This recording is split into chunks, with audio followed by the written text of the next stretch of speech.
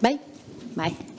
Arratsaldeon guztioi eta ongi etorria garapenerako Bonjour à toutes et à tous et soyez les bienvenus au 13e journée de stratégie positive de développement.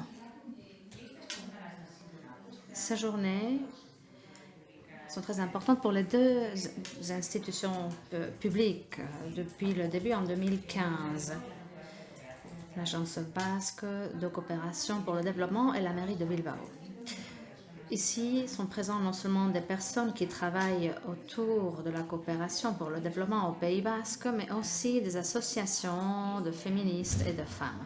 Et cette année, des personnes et des associations qui travaillent tout particulièrement au Pays basque et dans le domaine de l'action humanitaire sur le plan mondial. Débattre et connaître des pratiques et des expériences stratégiques.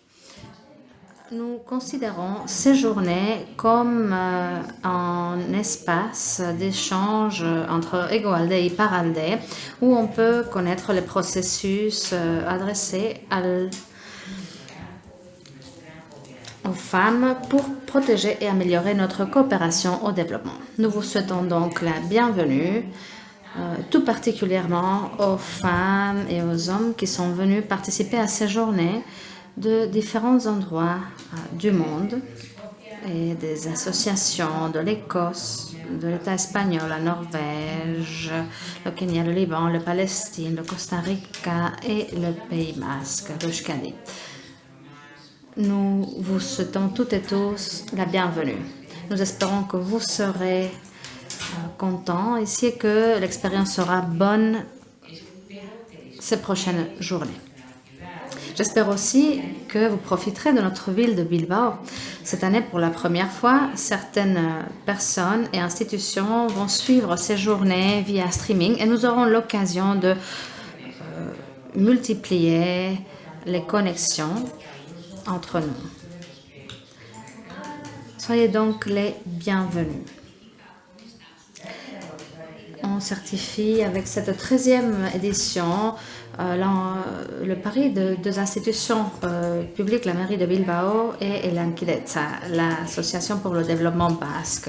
C'est donc un espace de rencontre avec la société basque, le tissu de développement au développement, les entités féministes et des personnes qui travaillent dans le domaine de l'action humanitaire afin de débattre, connaître et partager des pratiques, des expériences et des stratégies.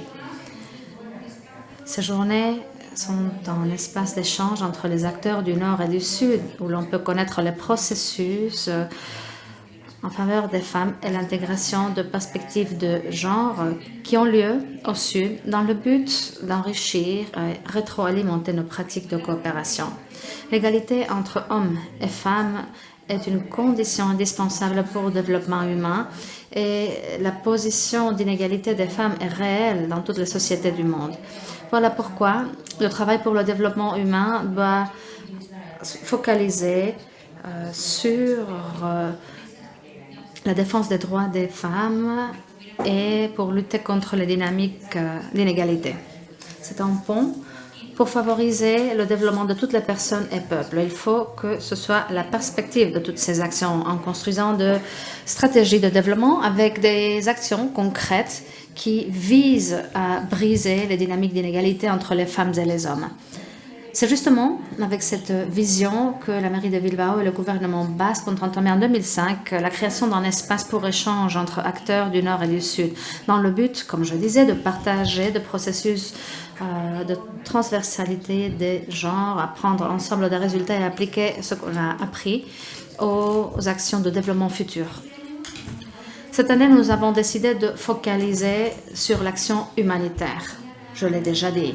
Comme dit Mireia Cano, qui nous a soutenus dans l'organisation de ces journées, le conflit armé et les désastres naturels ont des impacts profondément différents chez les femmes, les hommes, les filles, les garçons, les adolescents et la population LGTBI. Ces impacts n'ont pas leurs racines dans la crise, mais ils sont basés sur des différences de genre préexistantes qui s'accentuent avec la crise. Ces inégalités préexistantes font que les femmes et les filles expérimenteront plus probablement des expériences difficiles dans les temps de crise. Néanmoins, nous savons que les femmes sont clés dans les familles, la société et les communautés, qu'elles sont résilientes face aux crises et que bien souvent sont les premières à répondre lors d'un désastre naturel et qui s'adaptent le mieux au changement climatique.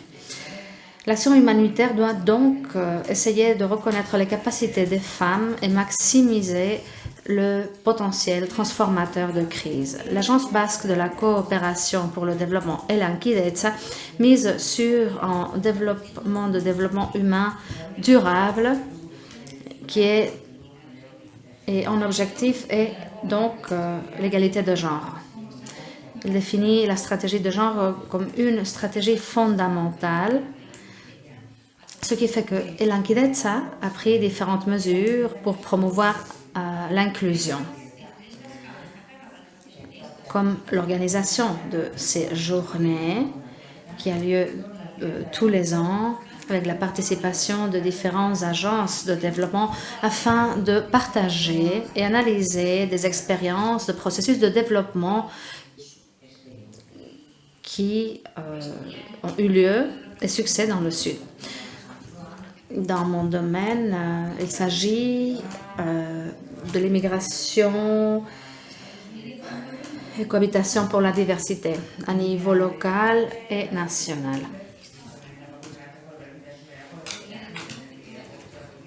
Toute l'action municipale de coopération a tenu compte de variables comme le genre. C'est donc une ligne transversale et prioritaire dans le plan directeur de coopération. Je tiens encore une fois à vous remercier pour votre participation aujourd'hui et demain à ces journées. Demain, ça sera une plus longue journée. Et je passe la parole à Paul, le directeur de Elankidetza. Vous le connaissez mieux que moi. Merci beaucoup. Bueno, ongi etorri, bienvenidas y bienvenidos a... Bienvenue à tous et à toutes. Bienvenue aux personnes qui nous suivent ici et en ligne. Comme disait Itziar, après 17 ans, c'est magnifique de continuer à travailler avec Elankidetza et la mairie de Bilbao dans toutes ces initiatives. Comme disait Itziar, ces journées ont déjà une entité propre. C'est la création d'un dialogue entre les gens du Sud et du Nord où l'on met en commun des obstacles et des difficultés. Mais on offre aussi des expériences directes pour continuer.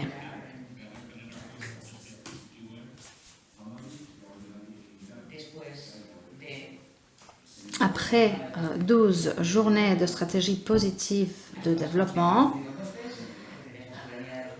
on a travaillé sur la souveraineté alimentaire, les droits de reproduction, la diversité sexuelle et de genre, etc. Dans cette 13e édition des journées, nous tenons à voir comment on incorpore l'initiative de genre dans les initiatives humanitaires et apporter des clés pour une action humanitaire plus participative et locale.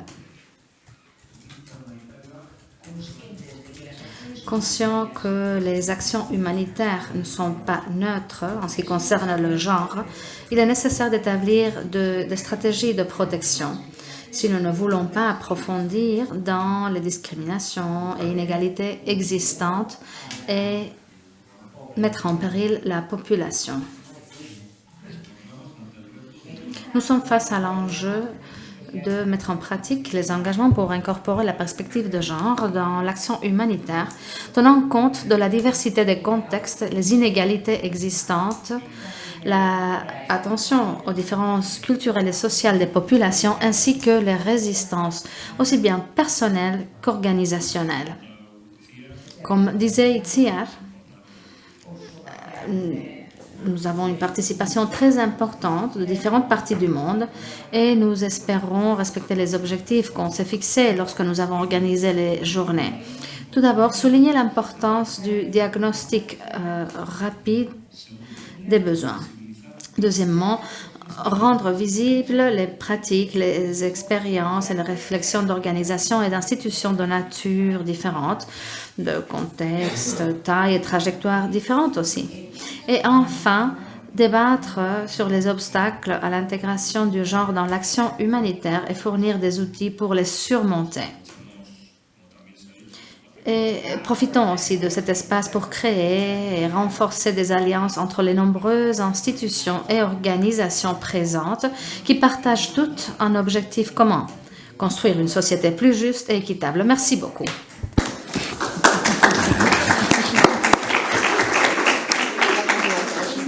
Bueno, y paso a presentar a Je vais maintenant vous présenter notre oratrice. Nous sommes ravis d'avoir avec nous Isadora Kwai. Très brièvement, elle est la responsable mondiale d'égalité de genre en CARE international. En 2013, elle a créé l'outil analyse rapide de genre et dès lors, plus de 90 organisations sur 60 pays l'ont utilisé. Isadora est passionnée du leadership féminin et elle a fondé et elle co-dirige l'initiative Women Lead in Emergencies. Elle a un master en égalité de genre de l'Institut d'études de développement du Royaume-Uni. Comme vous le savez, CARE International est une organisation humanitaire leader en la lutte contre la pauvreté globale, fondée en 1945. Plus de 7 décennies d'expérience en aidant les personnes à faire face à des catastrophes humanitaires, proportionnant une assistance vitale lors d'une crise et en aidant les communautés à se remettre une fois surmontée l'urgence. Elle prend soin des femmes et des enfants qui sont touchés par ces catastrophes. On passe la parole donc à Isadora.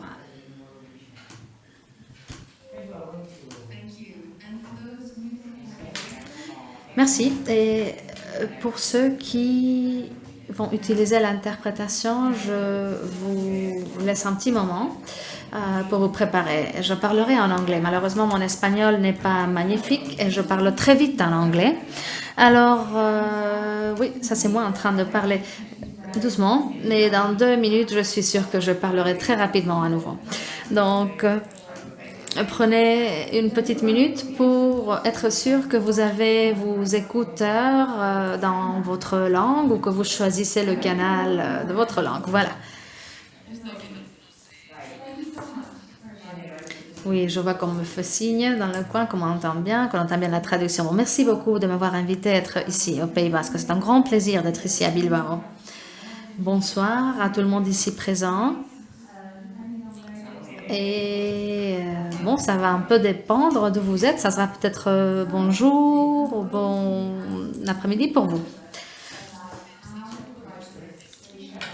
Aujourd'hui, je vais vous demander de réfléchir un petit peu à quel impact a la crise chez vous, pour vous, en ce moment. Nous avons un changement climatique, nous avons la Covid, nous avons des conflits qui ont lieu partout dans le monde, en Ukraine et ailleurs. Le coût de la vie fait que l'inflation augmente beaucoup dans certains pays. Alors prenez quelques instants pour voir comment tout ceci vous concerne d'ores et déjà. Je peux parler un petit peu de quel impact ceci a chez moi et pour l'action humanitaire. Il y a 2 ans, j'étais enceinte de 7 mois. On avait la pandémie du Covid et ma mère est décédée et nous n'avons pas pu faire nos funérailles pour elle, nous n'avons pas pu organiser ça. Nous avons des feux sauvages en Écosse, dans mon pays. Par contre, c'est dans des climats les plus humides et plus vieux du monde. Et nous avons une fête où l'on allume des feux en mars. Il ne fait pas encore chaud. Imaginez les Highlands avec tous ces feux allumés. Pour moi, c'est impossible. Tout le monde sait que c'est un climat très humide. Donc, même dans mon pays, À cause du conflit, les coûts, le prix des choses ont énormément augmenté et l'inflation est à un taux énorme. Je crois que c'est le plus haut depuis que je suis née et ça concerne le monde entier déjà. Voilà mon impact, mais regardez un peu comment ça se passe, comment c'est chez vous. Si vous nous regardez sur Zoom, vous serez dans différents pays et pensez à toutes les personnes qui partagent cette expérience avec nous. Moi, je vais vous raconter 3 histoires qui sont importantes pour moi. Des histoires dans mon petit pays, dans mon petit coin du monde. Mais regardez un peu autour de vous, dans la salle, nous sommes tous différents. Chacun d'entre nous, ici présent, a une expérience de la crise différente. Quel a été l'impact de la crise pour chacun d'entre nous? Alors, comment pouvons-nous transposer cette diversité d'expériences sur l'action humanitaire? Comment l'utiliser comme si c'était une forteresse, un point fort pour l'action humanitaire, pour améliorer les choses?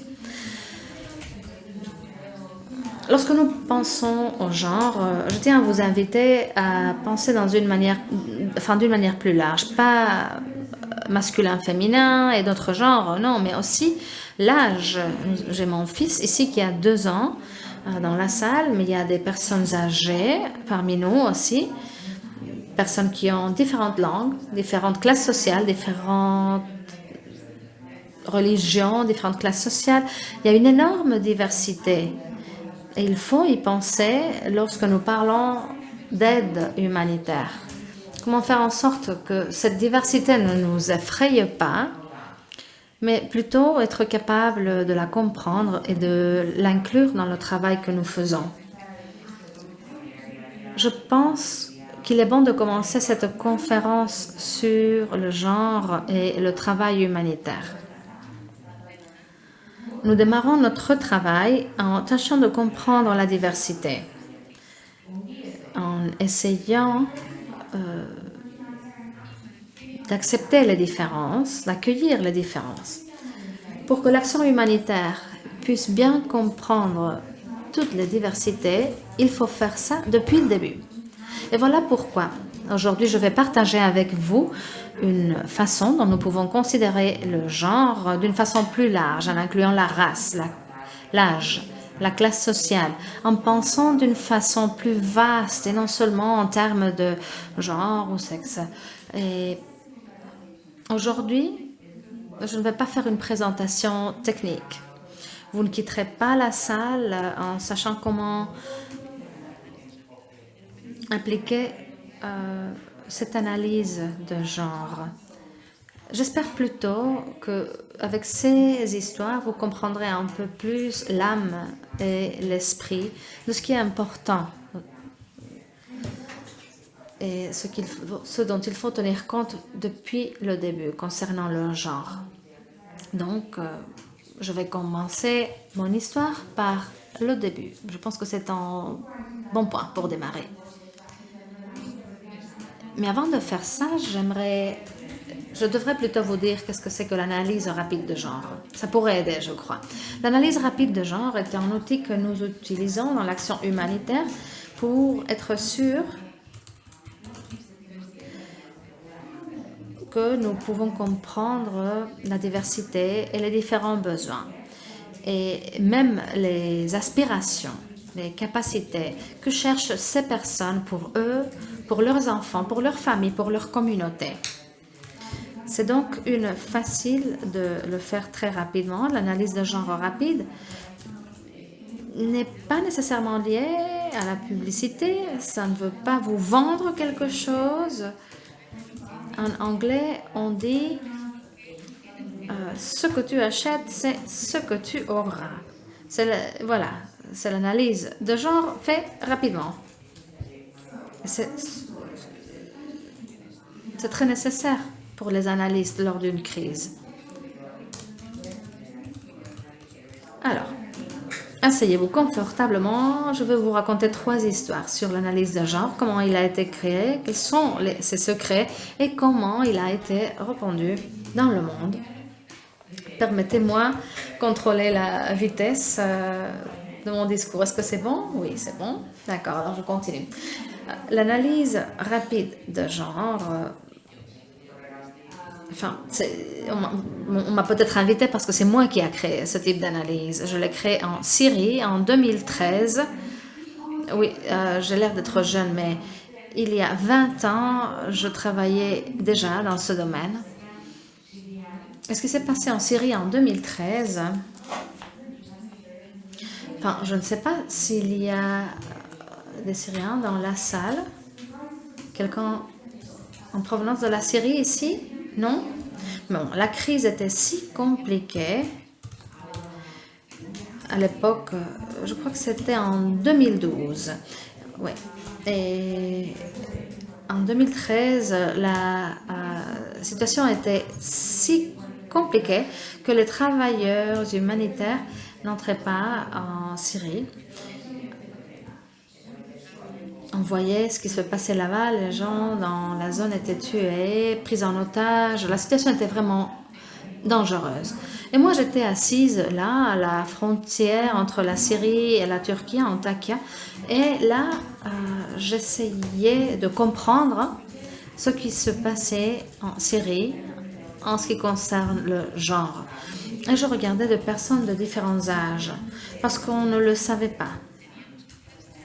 Il fallait mener une analyse rigoureuse, mais on n'avait pas parlé avec les femmes, avec aucune femme d'ailleurs de là-bas. Il fallait évaluer, mais il n'y avait pas d'informations sur l'expérience des femmes sur la crise de Syrie. Et après, ça a changé. Mais à l'époque, il y a 10 ans, nous ne savions pas ce qui arrivait aux femmes en Syrie. À l'époque, on m'a demandé de travailler avec les organisations syriennes pour comprendre un peu ce qui se passait. C'était une nouvelle mission pour CARE International. On n'était pas bien établi dans cette zone et on n'avait pas travaillé pendant des années. Pour nous, c'était tout à fait nouveau. La plupart des organisations syriennes avec lesquelles nous travaillions n'avaient pas l'habitude de travailler avec des organisations humanitaires. Un peu plus tard, oui, mais il y a 10 ans, c'était des docteurs, des professeurs, des journalistes, des étudiants. Ils n'étaient pas de professionnels d'aide humanitaire. Et nous essayions tous de voir comment aider. Pendant la première semaine, on m'a envoyé quelqu'un qui était en Syrie, dans une zone de la Syrie où il y a du pétrole. Mais c'était un petit village, ce n'était pas une des villes principales. Alors, il y avait pas mal de gens qui travaillaient à Aleppo, à Damas, etc.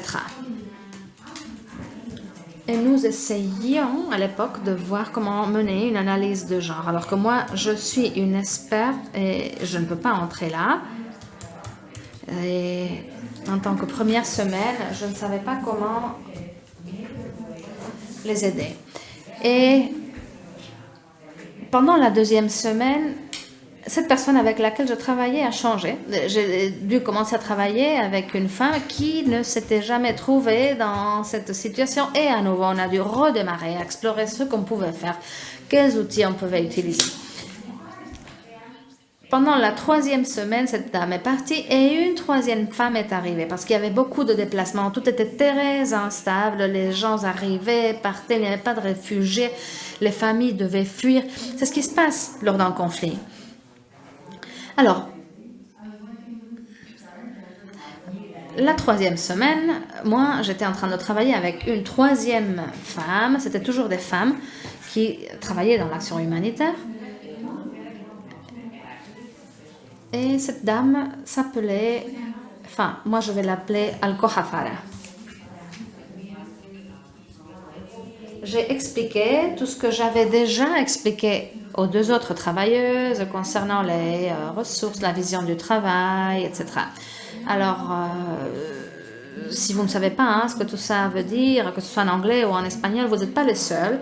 C'est des termes que nous utilisons dans l'analyse de genre technique, mais que l'on n'utilise pas dans la vie en général. Alors, elle a commencé à me poser des questions. Elle disait, Isadora, moi je comprends ce que vous voulez dire, mais comment je vais poser ces questions aux gens de ma communauté? Ils vont rien comprendre. Alors imaginez, vous rencontrez votre voisin, vous vous retournez, vous lui dites, monsieur ou madame, comment décidez-vous la manière dont vous dépensez l'argent chez vous? Est-ce que vous avez un bon contrôle de vos ressources? Est-ce que vous avez un partage juste du travail chez vous? Si on vous pose ces questions, sauriez-vous y répondre? C'est une question assez abstraite, mais Farada m'a dit, oui, je vous comprends. Elle était très intelligente, mais elle m'a défiée. Elle a dit, bon, mais ces termes que vous utilisez, moi, je les comprends. Mais comment pourrais-je m'adresser à ma communauté et poser ces questions de telle sorte qu'ils puissent et elles puissent comprendre? C'est alors que nous avons commencé à réfléchir ensemble. Et petit à petit, nous avons commencé à pratiquer et voir comment on pouvait poser les questions d'une manière un peu moins technique. La semaine 5 est arrivée et elle devait retourner et Farada a reçu le statut de réfugié et est partie. Alors, une nouvelle personne est arrivée pour mener cette analyse de genre dans la zone. Heureusement, les questions que Farada avait posées étaient très bonnes, ce qui nous a aidé à trouver un langage plus simple pour parler de tout ça, d'une manière que les gens, que tout le monde puisse comprendre. Moi, j'ai commencé à travailler avec cette quatrième dame et elle a très rapidement compris avec ce nouveau langage ce qu'il fallait faire. Et on a obtenu des données. Nous avons travaillé avec les gens de la zone afin de voir comment ils s'organisaient. Et c'est grâce à ça que nous avons pu faire cette analyse de genre rapide. Mais alors, on a fermé les frontières et on n'a pas pu travailler dans le sud. Toute la frontière turque a été fermée. Nous avons dû déménager. Et même si on avait fini notre analyse là-bas, nous n'avons pas pu y entrer pour faire notre travail sur place. Nous avons dû donc aller à Aleppo. Aleppo est aussi connu maintenant que alors. Mais à l'époque, les conditions étaient encore pires. Ce que les gens vivaient à Aleppo était vraiment une horreur. Ils n'avaient pas d'accès aux choses basiques. Et donc, c'était très compliqué. Et nos collègues syriennes n'avaient pas l'accès aux éléments les plus basiques. C'était très dangereux. On s'est donc dit comment faire, comment obtenir les informations à Aleppo et Liplik pour voir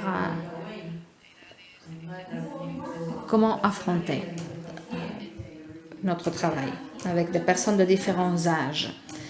Nous avons donc tiré des données secondaires. On a pensé le faire avec l'aide de l'université.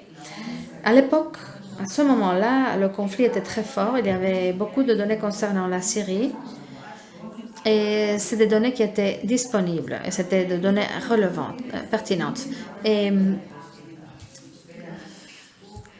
nous savions qu'on ne pourrait pas poser beaucoup de questions, que ça serait très dangereux. Et on s'est dit qu'on pouvait aussi jeter un coup d'œil à la littérature pour voir ce qu'on savait déjà. Et c'est justement ce que nous avons fait. C'est en tout cas ce que j'ai fait.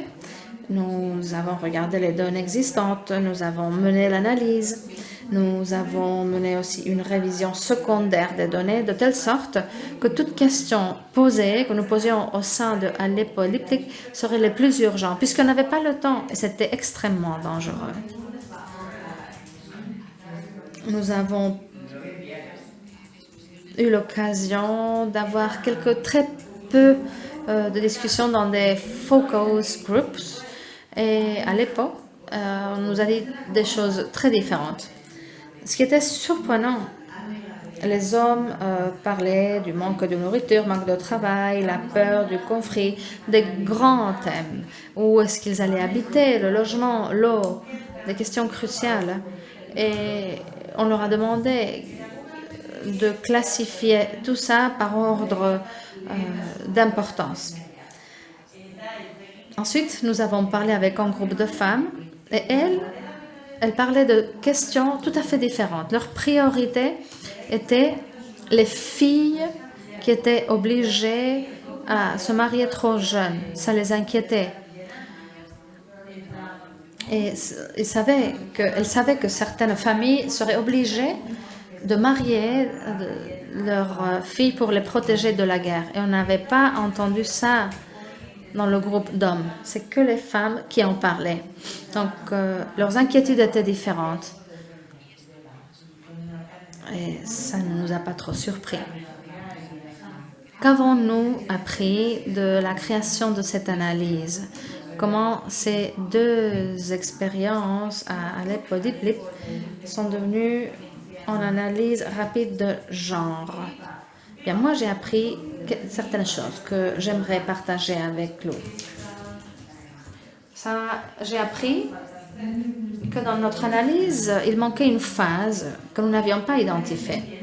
Vous êtes des experts, il y a d'autres experts en ligne, mais les experts savaient déjà comment traduire ces concepts abstraits comme le partage du travail, le contrôle des ressources, la participation dans la prise de décision et autres dans la pratique. Ils savaient comment le faire, ils pouvaient le faire. Mais pour beaucoup de personnes, pour la plupart d'ailleurs, il manquait quelque chose. On ne savait pas comment le faire et ce que cela voulait dire. Et ce petit pas était très important.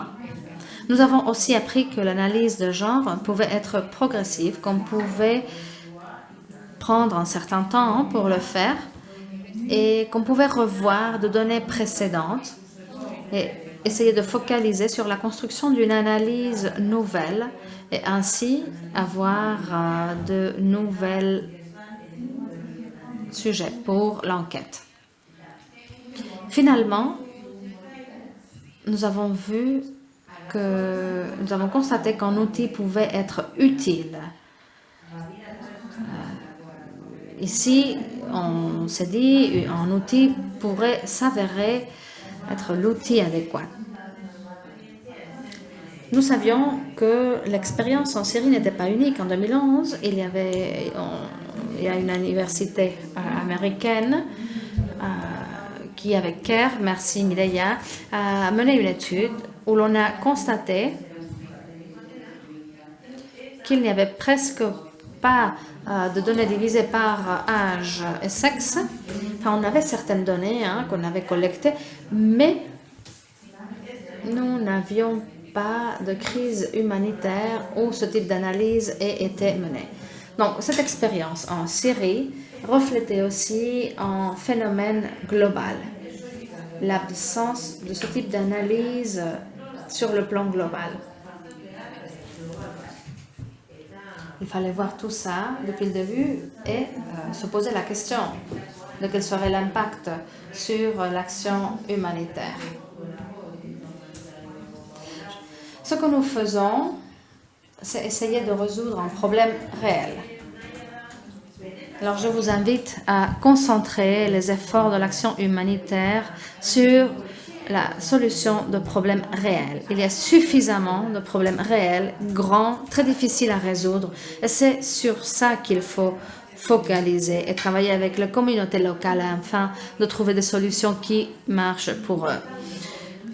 Des problèmes réels. Et est-ce que ça ne serait pas génial si on pouvait faire ça? C'est-à-dire, il faut donner aux gens des choses dont ils ont vraiment besoin. La deuxième histoire que je tiens à partager avec vous sera un peu plus courte. Ça sera l'esprit de cet outil d'analyse. Et je peux vous expliquer les 5 pas d'analyse de genre, vous expliquer comment ils fonctionnent tous, vous expliquer quelles sont les différentes applications. Je vois des gens qui prennent des notes, c'est très bien. Nous pouvons tout vous raconter là-dessus, mais je ne vais pas faire ça maintenant. Au lieu de ça, je vais partager avec vous 3 secrets. 3 secrets qui font que cette analyse rapide de genre fonctionne. Quel est le premier secret? Est-ce que quelqu'un peut le deviner? Personne n'ose. Le premier secret est que c'est rapide, qu'on fait ça rapidement. Et c'est formidable. Avant, on a fait une analyse de genre bâtie le long du temps, c'est-à-dire au fur et à mesure, mais les outils dessinés avant prenaient du temps, 6 mois, 10 mois, 18 mois. Il ne s'agit pas de délais bizarres pour essayer de comprendre tous ces sujets concernant le genre. Et si on a le temps, c'est très bien. Ce n'est pas toujours le cas. Lorsqu'il y a une urgence humanitaire, il faut prendre et faire des choix dans les premières 24-48 heures. C'est des choix qui vont avoir un impact énorme sur la crise ou la réponse humanitaire qu'on va donner. Et normalement, on ne tient pas compte du genre. Alors, la première chose que nous souhaitons faire, c'est d'effectuer une analyse rapide. Nous l'avons vu lors de la crise en Ukraine, qu'en 36 heures, en fait, il n'y avait pas d'experts en Ukraine. On ne connaissait pas suffisamment le pays pour pouvoir recueillir des données en 36 heures. Et puis après, il a fallu élaborer un rapport pour lequel il a fallu dépenser 4 jours. Donc, il faut agir rapidement. C'est très important. Nous avons notre propre méthodologie, mais lorsqu'il y a une urgence, il faut agir vite. Cette analyse le permet. Donc, c'est possible. Comment est-ce qu'on peut agir? Il y a 2 manières.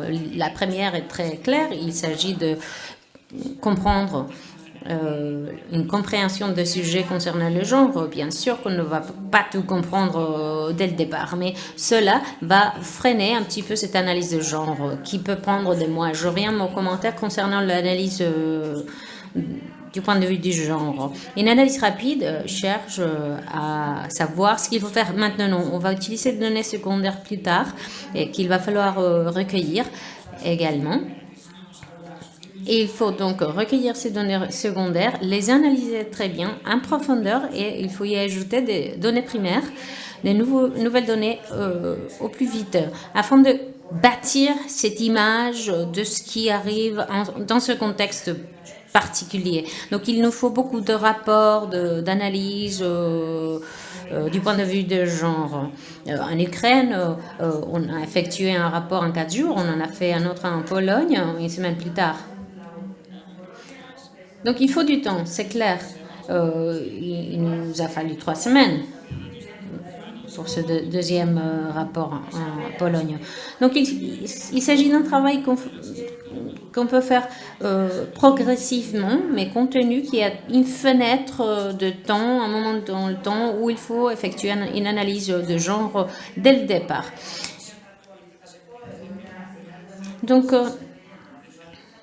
afin d'effectuer une analyse de genre progressive et rapide, il faut accepter que cela ne va pas être parfait. Et je vais être très transparente. Nous ne pouvons pas effectuer une analyse de genre parfait et vite fait lors d'une crise humanitaire. À cette allure, ce n'est pas possible. Il y aura des problèmes, il y aura des contradictions. Et donc, il faut bâtir quelque chose sur la base d'une imperfection, c'est-à-dire il y a des choses que nous connaissons, il y a des choses que nous ne connaissons pas et qu'on souhaiterait connaître et découvrir. Donc il faut accepter cette imperfection, il faut inclure l'imperfection dans notre processus. Donc voilà le voyage, le travail que nous devons faire. C'est inconfortable que de savoir qu'on n'est pas parfait. Hein. Cette imperfection n'est pas confortable. Et nous publions des rapports qui ne sont pas parfaits, mais il faut l'accepter, il faut accepter ses propres limitations et dire voilà, c'est les choses qu'on sait et il y a des choses qu'on ne sait pas. Et on va faire cela pour corriger cette situation et améliorer notre niveau de connaissance. Donc il faut embrasser l'imperfection, il faut l'accepter, il faut être pratique en fin de compte. Personne ne veut lire 70 pages de documentation, un rapport long de 5 pages.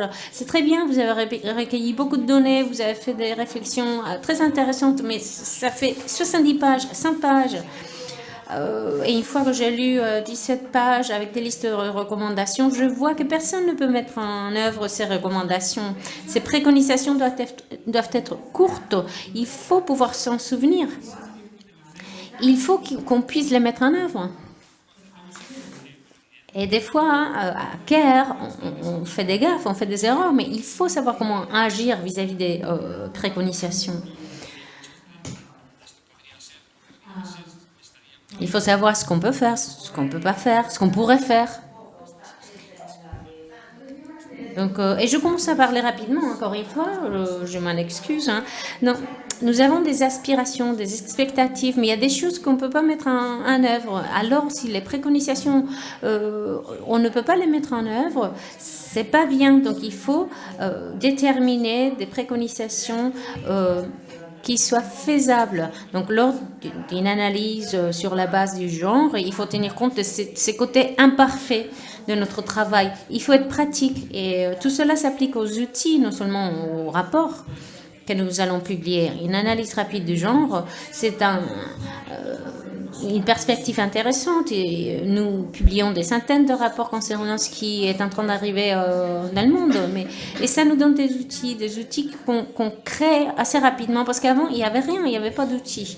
Donc, on les a construits d'une manière progressive. Au fur et à mesure, on les a améliorés.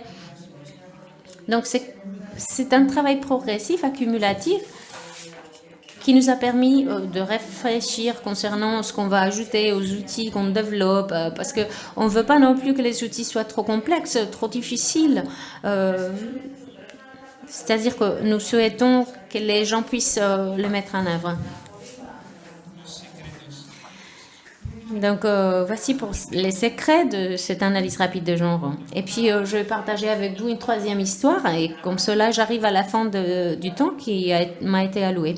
Donc, comment est-ce qu'on va prendre un outil, un endroit comme la Syrie, par exemple, et le transformer en outil mondial? Nous, on analyse la perspective de genre en Ukraine, en Nigérie, en Sri Lanka, Afghanistan, Syrie.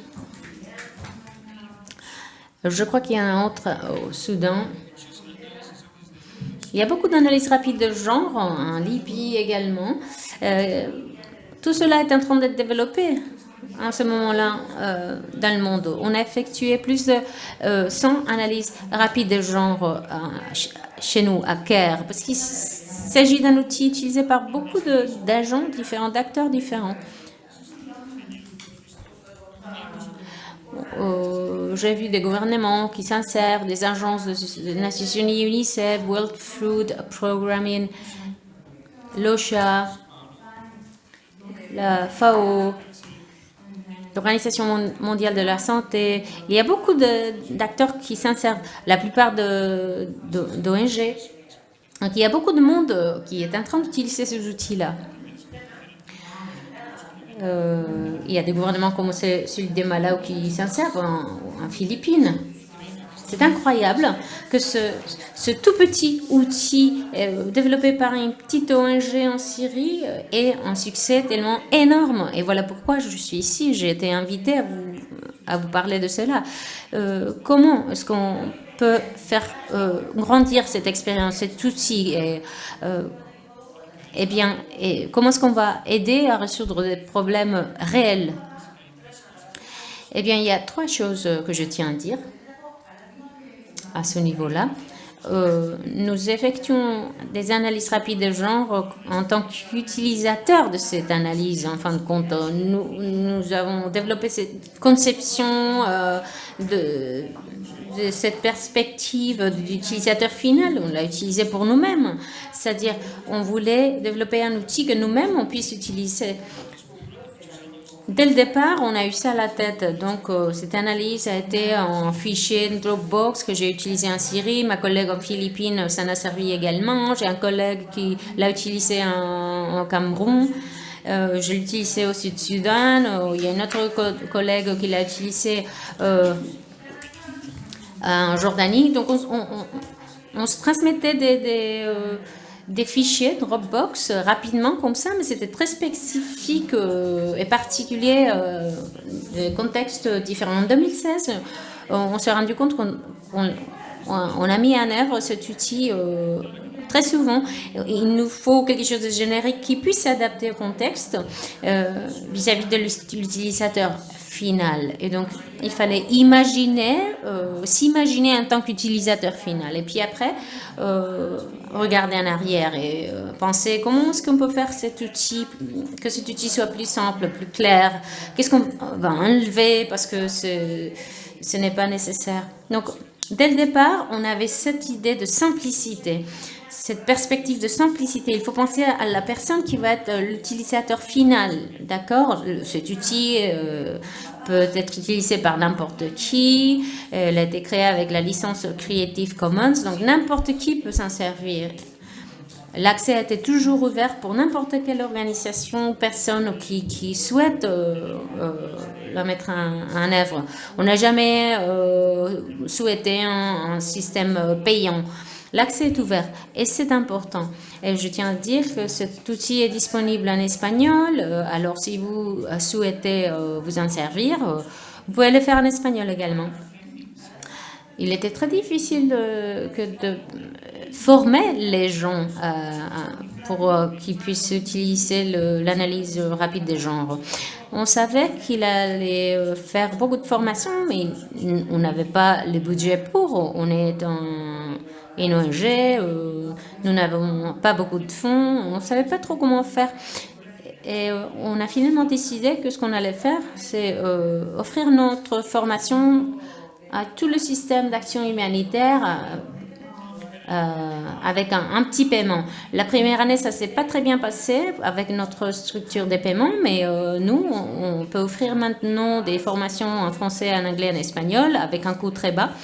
Et puis, les outils sont accessibles de manière ouverte et ça va de même avec la formation. Il y a eu 90 agences de 60 pays, des petites agences, des grandes agences, des agences de tout type ont suivi ces formations. Comme c'est très économique et très accessible, les gens peuvent s'en servir très rapidement. Je vais finir en parlant d'innovation. Et je ne parle pas seulement d'innovation numérique, d'outils numériques, de recueil de données. Tout cela est très important, mais il y a également des interviews, des analyses qualitatives. Et dans ce cas-là, c'est facile. C'est plus facile si on utilise des outils numériques. Quand je parle d'innovation en action, je ne parle pas seulement d'outils numériques. C'est-à-dire, cet outil était un processus collaboratif et il a agrandi d'une manière globale et locale. Et moi, je pense que c'est important que de le surligner. Maintenant, on est en train de travailler au développement d'une version globale de l'analyse rapide de genre interagence. Il s'agit d'effectuer cette analyse avec plus de 50 organisations et acteurs. Et c'est un cauchemar, des fois, pour les organisations. La planification est très complexe, il faut reviser tout cela. Il nous faut une autre structure et voilà pourquoi nous avons créé Step 0 afin d'intégrer toute cette complexité et intégrer tous les processus. Si vous voulez par exemple, effectuer une analyse nationale avec beaucoup de nombreux acteurs, comme en Éthiopie, Afghanistan, il faut aller au-delà, un petit pas au-delà. Et donc, on a pu innover, travailler avec des acteurs au niveau mondial afin de standardiser cette analyse et pour nous adapter aux différents besoins. Et en même temps, nous travaillons de plus en plus au niveau local afin d'effectuer des analyses de genre rapides avec des acteurs locaux.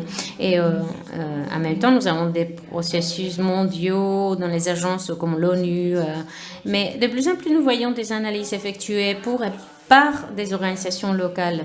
Et c'est très important. En 2018, l'analyse de genre rapide a été adoptée et inclut comme perspective recommandée. Il ne s'agit plus que d'un outil de care, mais plutôt pour tout le monde, puisque c'est disponible. Je vais donc terminer avec quelques réflexions. J'ai partagé avec vous quelques histoires, mais je tiens à surligner qu'il faut se demander comment le gouvernement basque et d'autres acteurs peuvent agir dans cette action humanitaire. Moi, c'est la première question que je poserai. Est-ce qu'il faut utiliser l'analyse de genre rapide dans vos rapports? Peut-être, peut-être pas. Vous pouvez vous en servir en tant que méthodologie pour les créer rapidement, mais pour la plupart des crises mondiales, il y a déjà des rapports d'analyse des genres rapides disponibles. Je vous conseille de les lire parce qu'ils vont vous parler des genres, d'âge, etc. Concernant les problèmes sociaux, il y a beaucoup d'informations également. Donc, voilà mon conseil. Je tiens à vous encourager à vous joindre à nous dans l'utilisation de cette analyse. Vous pouvez joindre nos formations qui sont disponibles tous les ans dans de multiples langues et ça va vous aider à améliorer l'outil. Il s'agit d'un processus où nous devons travailler en collaboration et mondialement et au niveau local. Une réflexion finale. Vous pouvez me dire, bon, bah, c'est très bien, cette analyse de genre rapide qui est disponible pour l'action humanitaire, mais quelle est donc la manière de la mettre en œuvre? Je veux savoir, en savoir plus. Bon, le travail que nous faisons à CAS, c'est de l'analyse Women Lead in Emergencies afin d'encourager la participation. Il faut penser, qu'est-ce que cela veut dire pour les communautés locales? Comment est-ce qu'on peut garantir que les fonds soient, et la prise de décision soit dans les mains des femmes affectées et impactées par des crises? Et comment est-ce qu'on peut garantir que leurs choix sont vraiment les choix qu'elles souhaitent effectuer? Concernant l'eau, concernant un programme d'accueil, de santé, on ne leur dit pas ce qu'elles doivent faire. C'est elles qui doivent faire leur choix. Et il faut qu'elles puissent penser à des opportunités, des changements. L'action humanitaire essaye de trouver des solutions aux défis et également s'aimer des semences pour davantage d'opportunités dans l'avenir. Merci beaucoup de votre temps. Et bien sûr, si vous avez des questions, je vais essayer de répondre le mieux possible. Merci beaucoup. Bueno, muchísimas gracias, Isadora. Merci beaucoup, Isadora, de toutes ces histoires et tous ces secrets que vous avez partagés. Maintenant, il y a deux manières de participer ici présentiellement. Vous pouvez lever la main et quelqu'un va vous passer un micro. Et pour les participants qui sont là en streaming, vous pouvez utiliser le chat pour participer, poser vos questions, partager vos commentaires. Vale. Si hay alguna intervención. Est-ce que vous souhaitez intervenir? Et si oui, présentez-vous s'il vous plaît. Nom, prénom et d'où vous venez. Merci.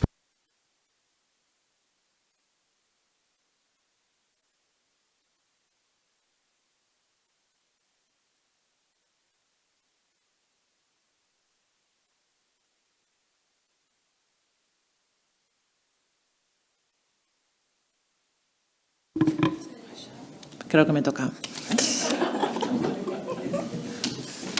Venga, vamos a esperar y yo luego... Il y a une question dans la salle? Oui, bonjour, merci beaucoup de cette présentation. Moi, je pense que c'est une présentation très intéressante, très motivante. Je sais que vous n'allez pas nous donner des informations concernant toute la boîte à outils de cette analyse, mais vous avez parlé des genres, intersectionnalité, compte tenu des éléments comme l'âge ou la classe, etc. Je ne sais pas si vous pouvez nous donner l'exemple des questions où vous incorporez la perspective des genres sur ces regards plus amples. Parce que des fois, on a tendance à voir tout cela d'une manière dichotomique. Merci.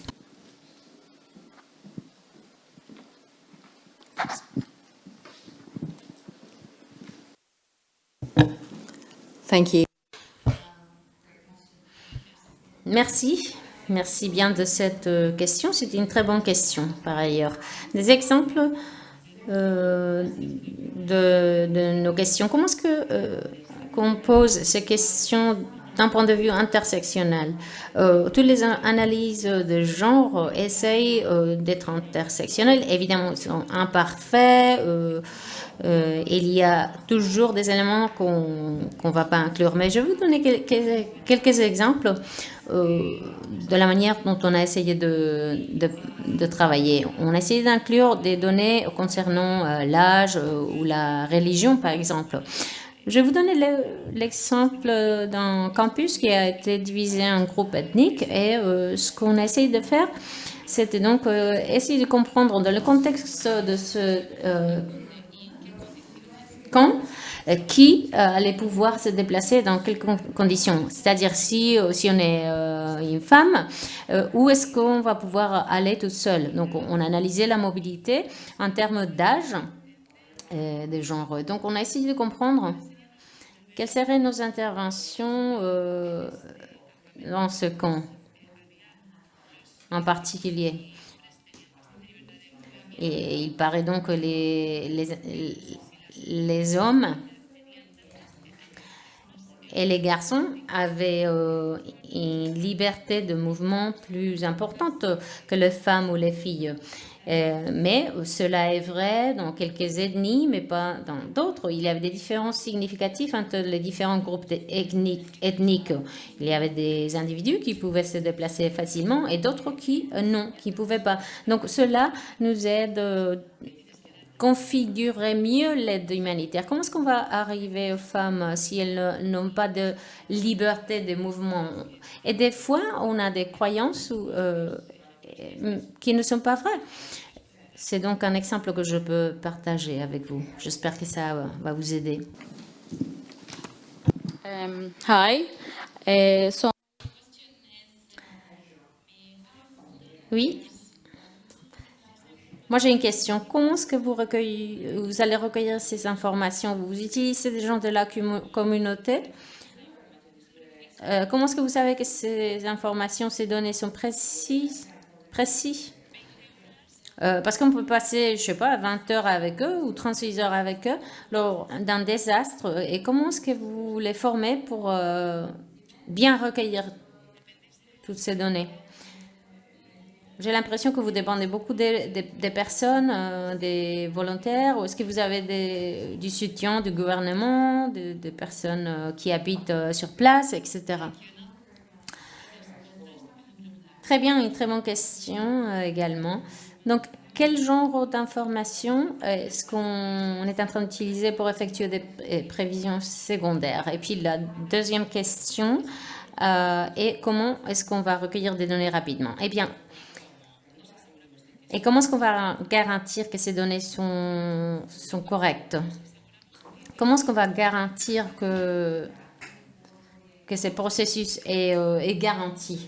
On travaille lors de 24-48 heures. On ne recueille pas beaucoup de données primaires. Ce serait compliqué de le faire sur place. Ça dépend. Hein. Des fois, quand on est sur place, on peut avoir accès aux communautés, mais la crise est en train d'arriver là-bas. Donc, on peut poser quelques questions sur place, étant sur place. Mais en général, on n'a pas beaucoup de temps du tout afin de recueillir des données primaires. Donc, on recueille de données secondaires, principalement. Comment? Eh bien, c'est un défi énorme, bien sûr. Voilà pourquoi la localisation, le lieu est très important pour les analyses de genre. Parce que dans beaucoup de cas, on vient d'ailleurs, on ne parle pas la langue locale. Il faut disposer des données qui sont déjà là. Par exemple, si moi j'habite en Écosse, si quelqu'un habite en Écosse et ne parle pas anglais, cette personne ne va pouvoir consulter des ressources en français ou en espagnol. Et donc, cette personne ne va pas pouvoir consulter toutes les données disponibles en anglais. Ce serait donc le cas en Écosse, mais c'est pareil ailleurs. Donc, il faut savoir qui est en train d'effectuer l'analyse afin de pouvoir utiliser et profiter de toutes les données disponibles. Comme je l'ai dit, cela a changé. Dans le passé, on dépendait beaucoup des langues majoritaires comme l'anglais, mais cela ne nous donne qu'une partie de l'histoire. Donc, il faut aller sur place et puis avoir des personnes qui travaillent dans la communauté, dans les communautés, et des gens qui parlent leur langue. Évidemment, c'est un défi, c'est un sujet qu'il faut traiter. Comment est-ce qu'on va valider les résultats? Eh bien, dans un délai de 48 heures, peut-être que ce ne sera pas possible. Peut-être que c'est possible, hein. Évidemment, s'il y a une crise dans un pays où on est déjà présent, où on travaille déjà,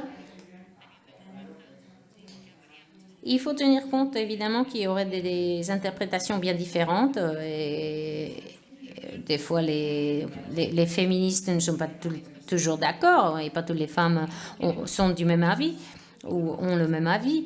Donc, il faut tenir compte de tous ces éléments-là. Est-ce qu'on va publier cela? Si on ne le publie pas, personne n'aura ces informations. Et ce n'est pas idéal, ce n'est pas une situation idéale. Alors, il s'agit de questions très compliquées. Moi, je dirais que dans le cas où on a un peu plus de temps, peut-être 2 semaines, voire plus, l'organisation de cette validation de données est plus faisable. L'exemple des Women Lead in Emergencies est en train d'être intégré dans notre processus. Nous considérons que ce sujet va être très important. Mais à quel point est-ce que cela va être faisable? Cela dépend de nombreux éléments. Ce n'est pas un système parfait, je l'ai déjà dit. Yeah, the safety aspect depends on the context. In some areas, L'élément de sécurité dépend du contexte. Des fois, ce n'est pas tellement important et dans d'autres lieux, c'est très significatif. Il faut que l'équipe travaille de manière sûre, sécure. Il faut travailler pour la sécurité de la communauté et des travailleurs, évidemment. Dans notre jargon, nous avons une définition pour les personnes qui vont recueillir des données. On les appelle numérateurs. Recenseurs, pardon. Donc, nous avons des couples, normalement un homme et une femme, qui travaillent ensemble. Et des fois, ils sont dans des situations très dangereuses. Hein, et il faut qu'ils puissent recueillir des données dans cette situation-là.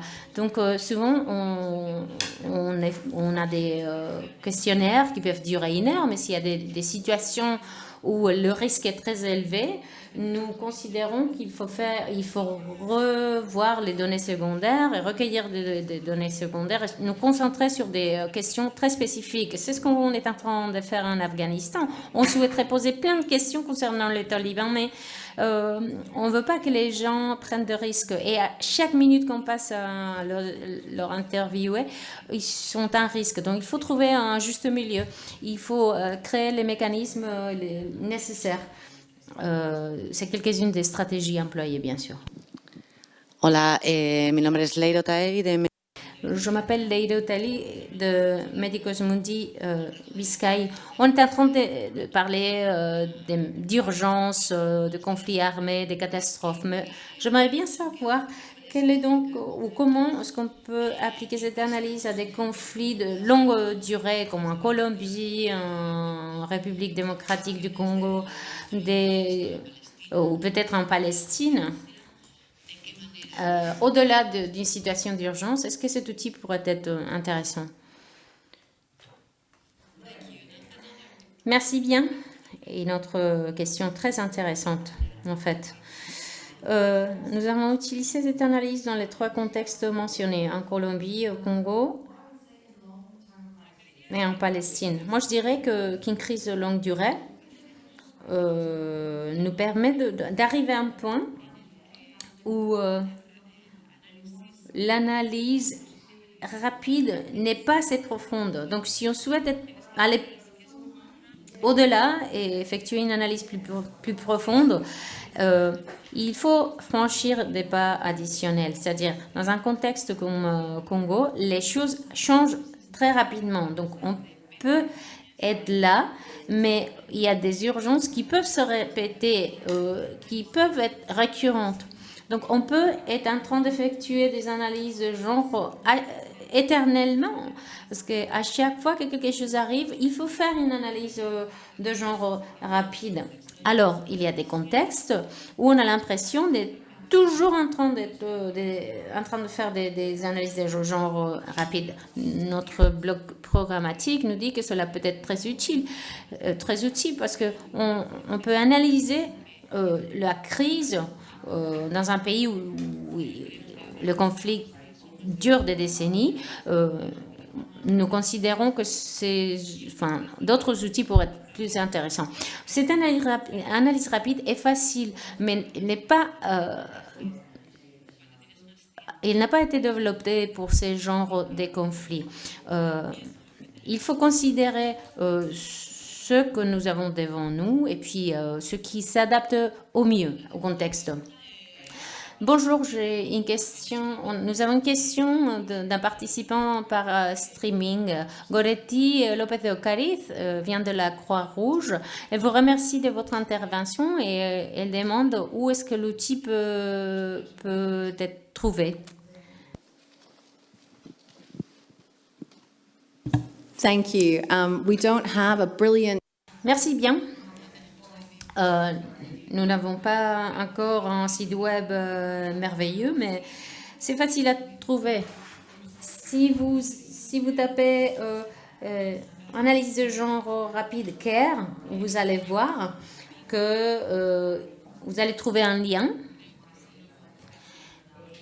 Si vous le mettez sur Google, si vous le tapez sur Google, vous allez trouver notre page.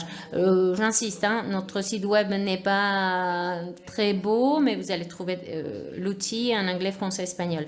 Concernant la formation, vous allez trouver là, au mois de juin, des informations concernant les formations au mois de septembre, qui vont se tenir au mois de septembre et au mois de décembre. Me voy a lanzar yo. Je vais poser une question également. J'ai une question plus pratique, du côté pratique, et une deuxième question plutôt philosophique. J'ai un doute. Je tiens à dire que demain, on va nous parler plus spécifiquement de cet outil. On va approfondir sur les 5 pas mentionnés par Isadora. Mais ce sera demain, d'accord ? Des fois, les diagnostics tiennent compte des vulnérabilités, des difficultés, des discriminations, etc., etc. Et c'est important, bien sûr, dans des contextes très durs, comme les contextes de conflit ou d'action humanitaire. Je me demande si on inclut également les points forts des personnes, parce que des fois, c'est dur, on n'inclut pas dans nos analyses et nos stratégies de travail. Il faut voir ce qui est dur, mais il faut également voir les points forts des personnes, des organisations et des communautés. Voilà ma première question. Et puis après, vous avez mentionné l'utilisateur final. Il faut se mettre à la place de l'utilisateur final lorsqu'on développe l'outil. Donc, je me demande qui est l'utilisateur, l'utilisatrice finale. Et comment est-ce qu'on va trouver le juste milieu, l'équilibre entre la diversité en tant que point fort, mais la diversité peut être très différente. Non? On pourrait avoir des hommes, des femmes, des personnes âgées, des jeunes. Je pensais également à la reddition de comptes.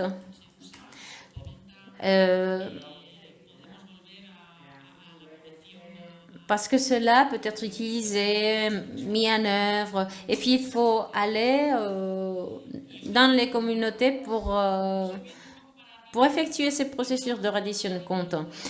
Vous parlez des problèmes réels. Il nous fallait quelque chose de pratique qui permette de résoudre des problèmes réels. Et moi, je me demande quels sont ces problèmes réels et comment est-ce qu'on fait la différence avec d'autres problèmes. Vous avez mentionné lorsque vous étiez en Syrie, les réponses des hommes et des femmes étaient complètement différentes. Et à un moment donné, vous avez parlé également des aspirations, des rêves. L'action humanitaire englobe tout, hein, comprend tout. Ou est-ce qu'il faut peut-être penser autrement, voir les choses d'une perspective différente?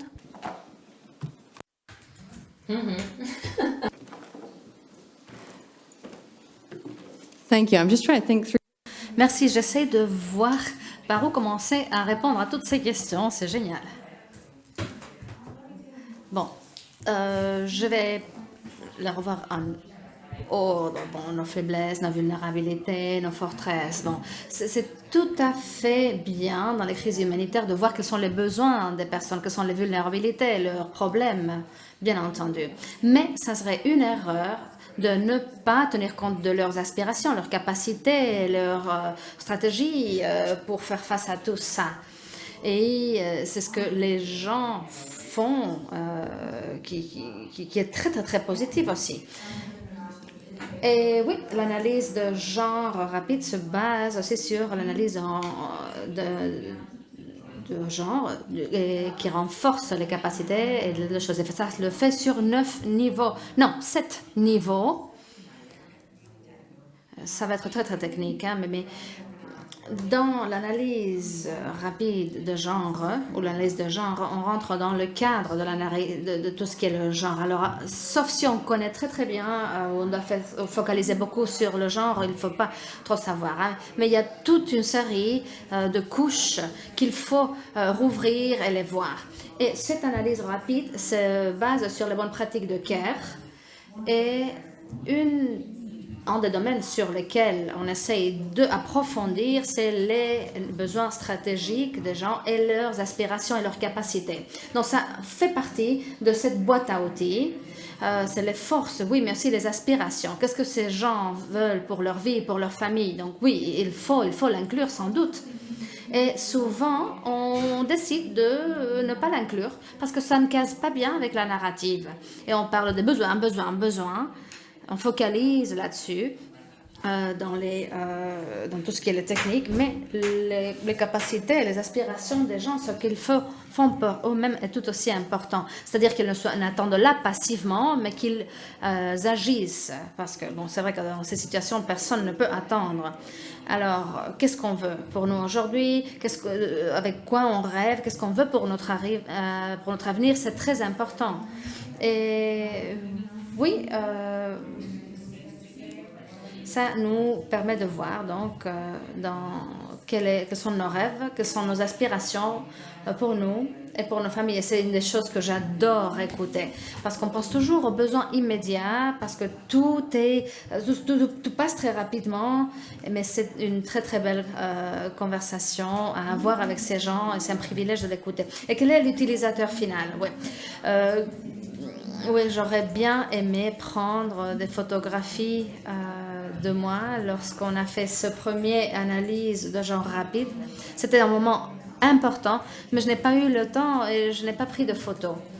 J'aurais dû faire la même chose aussi. J'aimerais remercier Courtney qui nous a beaucoup aidés lorsqu'on a travaillé avec les utilisateur final. Et notre budget à l'époque était petit et il y avait beaucoup de personnes bénévoles qui travaillaient, qui nous ont aidés, dont Corny,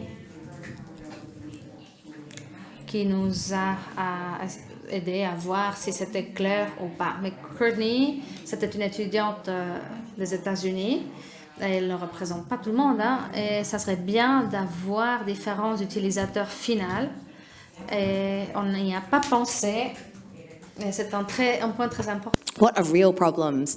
When I said that, I really meant it more from Et j'y pensais plus de la partie des acteurs humanitaires et pas celle des communautés. Nous avons une tendance à vouloir faire les choses qui semblent être cool ou intéressantes, etc. Et non pas les choses qui doivent être vraiment résolues à l'instant parce que c'est ce dont les gens là-bas ont besoin. Et c'est ça qui va faire la différence. Donc, je pensais à ça plus du point de vue de l'acteur et ne pas de résoudre des problèmes qui ne sont pas de vrais problèmes pour ces gens. Et j'aime bien penser à cette idée des intérêts stratégiques des personnes. Je pense que ça, c'est très utile.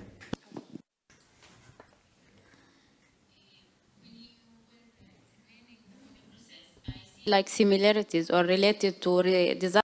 Lorsque vous avez expliqué le processus, j'ai vu des similarités avec d'autres processus et le fait d'identifier les ressources qui sont disponibles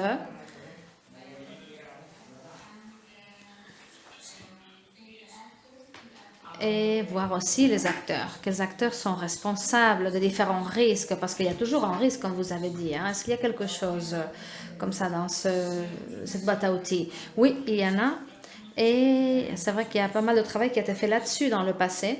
Donc, il y a de très bonnes ressources concernant ça et surtout en ce qui concerne le changement climatique. Dans les urgences humanitaires, le lien dont je parlais avant a passé aussi par la planification des urgences, c'est-à-dire comment se préparer pour une crise. Une des choses qu'on peut faire, c'est identifier les organisations de femmes locales qui sont déjà là et on travaille avec elles s'il se produit une crise. Il y a bien entendu des limites. Dans des versions précédentes, il y avait une liste de travaux qu'on peut faire à l'avance et voir quels sont les problèmes de genre et les acteurs ou les agents qui devraient être avertis sur place. Et des fois, on publie tout ça, surtout quand la crise arrive. C'est très utile. Et c'est surtout, il s'agit de se préparer pour voir quels seront les impacts.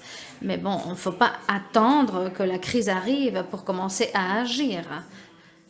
On peut faire en map des problèmes de genre sur place, etc. Oui.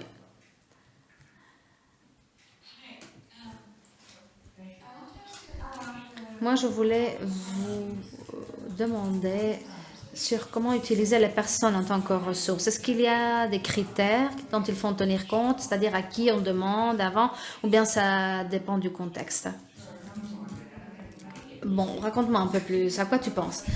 Bon, je me dis qu'on a par exemple 24 ou 48 heures pour commencer à faire votre premier rapport. Alors, vous travaillez avec des personnes locales qui sont en temps réel. Qu'est-ce qu'on fait? Comment on fait en Ukraine, hein? Qu'est-ce qu'on ferait en beaucoup de crises comme celle-là? Alors, nous avons une équipe magnifique à Caire, avec laquelle j'ai le plaisir de travailler. Et ce qu'on fait, c'est... Bon, on fait ça beaucoup, hein, donc nous savons très clairement quelles sont les informations qui seront disponibles sur le plan global et puis comment trouver les infos sur le plan national. Alors, on dépend aussi, il faut voir les données que le gouvernement nous offre.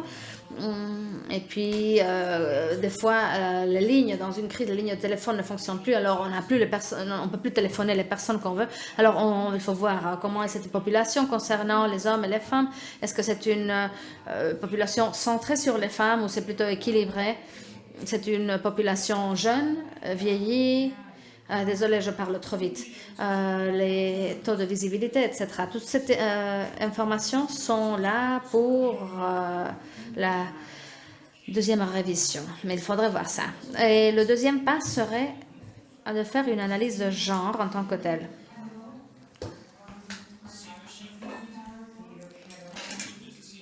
On utilise les rapports Seed or Shadow et c'est un peu les voix, ça porte un peu les voix des femmes dans les différents niveaux sur le Zero Shadow, le rapport Zero Shadow. Et on analyse toutes ces données concernant le genre et on obtient différentes informations de différentes sources. Oui, on utilise ça souvent. Et par exemple, dans le cas de l'Ukraine, quand quelqu'un va dormir, une autre personne dans une autre zone horaire continue à travailler là-dessus.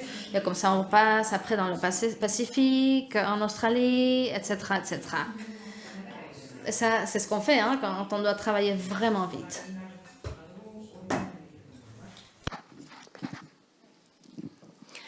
Sí, muchas gracias por la presentación.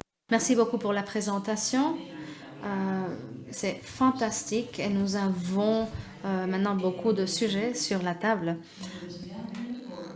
Moi, je suis curieuse. J'aimerais savoir, dans ce diagnostic, vous incluez déjà des questions qui vont être utiles pour l'évaluation.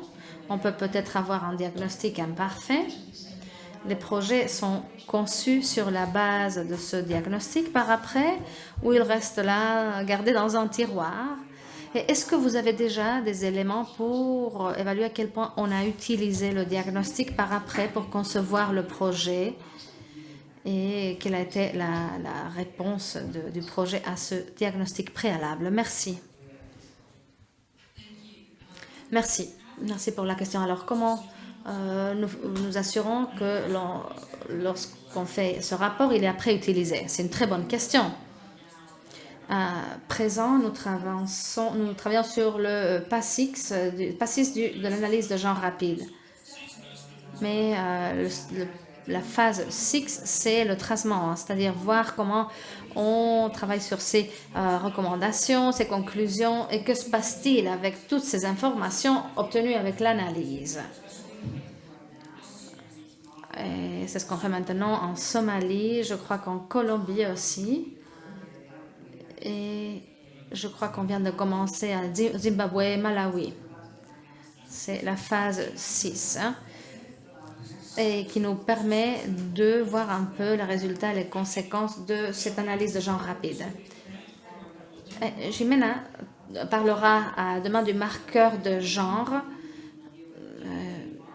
Vous êtes sans doute familiarisé avec les marqueurs d'âge ou de genre. Et dans tous les projets de CARE, on les utilise. Ils sont très utiles. Et ils nous aident à voir à quel point on est transformateur. Et ça nous permet de voir si on est transformateur sur le plan du genre et autres. L'action humanitaire essaye d'être sensitive au genre et moins est responsive aussi au genre. Et plus on utilise ça, on sera plus transformateur en ce qui concerne le genre. Mais quand on a pris son temps de faire l'analyse de genre, alors on obtiendra d'autres résultats. Et concernant la reddition de comptes, je n'ai pas répondu vraiment. La reddition de comptes se fait surtout au niveau de la communauté et focalise sur les femmes. On pourrait dire que tout le monde a accès à ces mécanismes de reddition de comptes, mais c'est un travail qu'il faut encore faire. Il faut voir si c'est le cas, parce que ça n'est pas toujours accessible, il y a des barrières. C'est pas que les femmes décident de ne pas participer juste comme ça. Il y a des raisons qui les empêchent à participer dans les mécanismes de reddition de comptes. Et là, on parle surtout... je me souviens d'une femme d'Ouganda, c'était une grand-mère, sa fille était décédée, et dit « Mon petit-fils est mal nourri et j'ai payé à quelqu'un pour qu'il écrive une lettre en anglais à ma place. J'ai vendu mes chaussures, j'ai tout vendu, je ne peux pas nourrir mon petit-fils et personne ne m'écoute. » Et je continue à dire aux gens, j'essaie de faire comprendre les gens, il n'y a rien qui se passe. Et j'ai peur que ça arrive à énormément de gens, surtout des femmes et marginalisées. Donc, même quand elles se plaignent, elles ne sont pas écoutées. Et je crois qu'il faut travailler là-dessus. Mais nous n'avons pas encore la réponse. Peut-être les gens à la conférence demain auront des idées et des solutions qui nous aideront à aider ces personnes.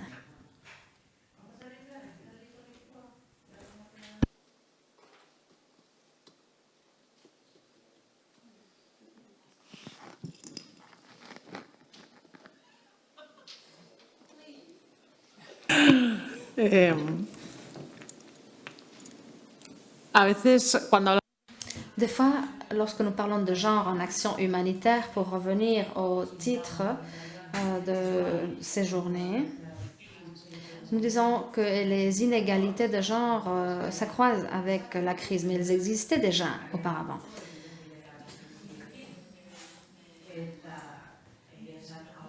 Alors, moi, je me dis, dans votre pratique, quelles sont ces inégalités des genres? Est-ce qu'il y a des points communs dont on peut tenir compte ou peut-être 2, 3, 4 clés sur les inégalités? Et quelles sont les nouvelles égalités qui surviennent dans les moments de crise ou d'urgence humanitaire? Ce serait une des questions que j'ai.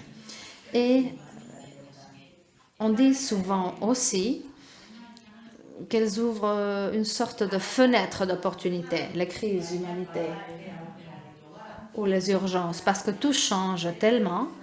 Il y a une répartition sexuelle des tâches.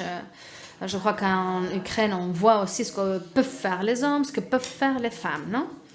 Et selon votre expérience, qu'est-ce que vous avez constaté? Quelles sont ces fenêtres d'opportunité? Parce que les rôles changent, et peut-être que les hommes commencent à faire des tâches qui n'étaient pas considérées masculines et vice-versa pour les femmes.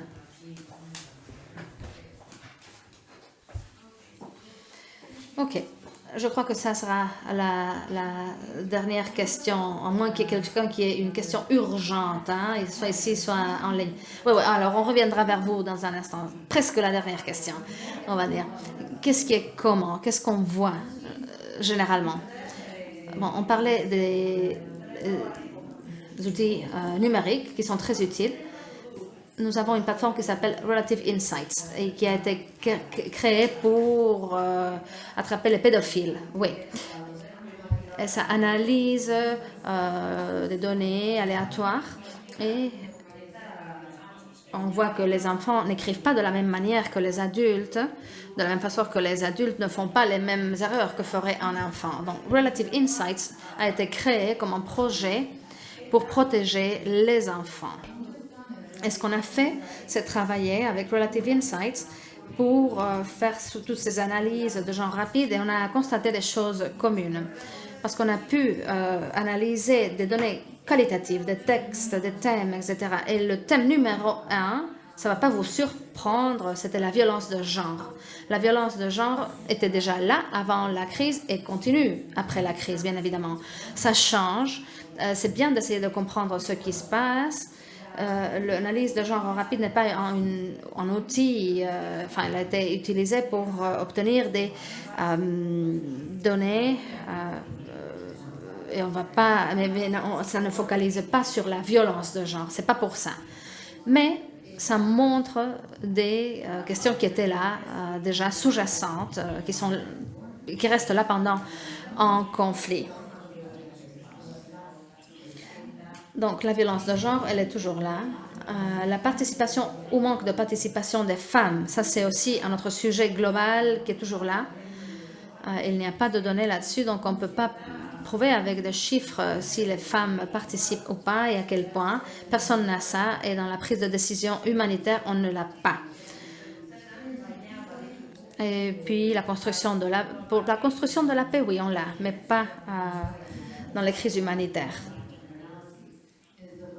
Mais nos analyses nous permettent de voir le manque de participation des femmes dans la prise de décision importante. Il faudrait avoir des réponses qui soient plus conçues par les femmes, ça c'est clair. Quelles sont les opportunités? Ben, c'est clair, il y a des opportunités pour de nouvelles actions de genre. Et toutes les pièces, on travaille avec les communautés, et les questions de protection, les impacts qu'elles ont, et sur quoi veulent travailler les femmes avec lesquelles nous travaillons, etc. Ça, c'est peut-être la partie de travail la plus intéressante que nous faisons. Et la question finale maintenant. Ah, c'est beaucoup de pression, ça. Merci beaucoup pour la présentation. C'était magnifique. Et j'ai hâte que demain arrive pour connaître davantage sur l'outil. Dans votre présentation, vous avez déjà parlé des problèmes du Kurdistan. Et ma question est sur les possibles obstacles que vous pouvez trouver face à une communauté locale hyper masculinisée lorsque les résultats de l'évaluation ne sont pas tout à fait alignés. Par exemple, lorsque cette communauté lance des messages à la population à partir d'une minorité, comment vous faites face à ça? Avec quelle sensibilité vous pouvez aborder certains sujets? Merci.